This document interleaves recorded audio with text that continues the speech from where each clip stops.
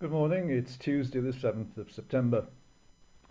One of the highlights of my summer was a 100-mile walk with my daughter from Skipton to Penrith. The route is designated as Lady Anne's Way, and it links together properties owned by Lady Anne Clifford extending from Craven into Cumbria. She was born at Skipton Castle in 1590, and on the death of her father in 1605 the lands passed to her uncle and other male heirs. She spent many years trying to reclaim her rightful inheritance and finally returned to her estate in 1649, embarking on a programme of renovations which entailed many miles of travel in remote areas.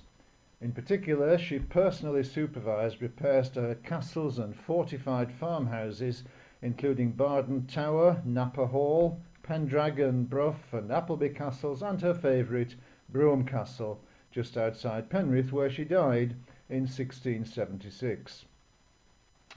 As well as much of historic interest, the walk was a rewarding experience for other reasons too. If 18 months ago I'd been told that a time would come when I'd be able to walk 100 miles in 6 days, I would have laughed in disbelief. So I felt a huge sense of gratitude that the back and sciatic problems I'd experienced then had recovered to such an extent. Then there was the joy of an extended period of time spent with my daughter. We didn't talk all the time, but I remember, for example, a reflective conversation sitting in a country graveyard where a funeral had just taken place and thinking about life and mortality and faith. As well as being a walk of many castles, it was also a walk of 3 valleys carved by 3 beautiful rivers. Leaving Skipton, we soon arrived at Barden and followed the River Wharfe upstream to Buckden, sometimes on the bank, but more often on the limestone pastures high above. From Buckden we crossed into Wensleydale and joined the River Ure, eventually reaching Hawes. And the final big climb took us over Cotter End onto the Mallerstang High Way, which was Lady Anne's route from Yorkshire into Cumbria's Eden Valley. And this third river we followed downstream through Kirby Stephen and Appleby, finally leaving it for Brougham Castle and Penrith.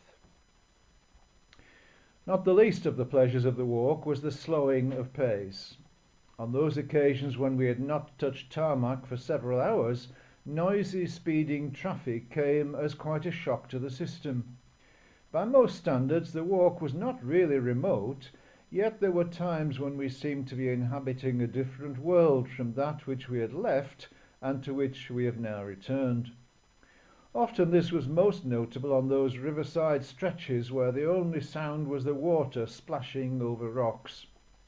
One afternoon a flock of maybe 300 lapwings or peewits took flight from a nearby pasture, and in one small hamlet we counted over 50 swallows perched on telephone lines awaiting the call to start their own challenging journey.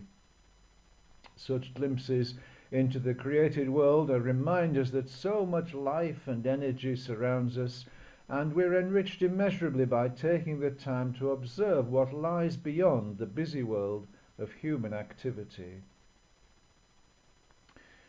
Muddy water becomes clear if only you let it be still for a while. So says one writer, referring to the spiritual discipline of solitude. The psalmist was aware of many pressures, enemies even, in his life, and thus recognized the need for time spent in green pastures and by still waters in order to restore right perspective. It was God who guided him there, and as he will guide us, and it's not too late. And you don't have to walk 100 miles. You could just notice the changing shape of the clouds above you, or contemplate a single flower. Our prayer uses the words of a very simple song, just 3 lines. We hear God speak the first and second lines, and we respond in the third. Be still and know that I am God. I am the Lord who saves. and heals. In you, O Lord, I put my trust. Amen. Thank you for joining us today. If you appreciate these reflections, please like and share so that we can continue to share the message of God's love.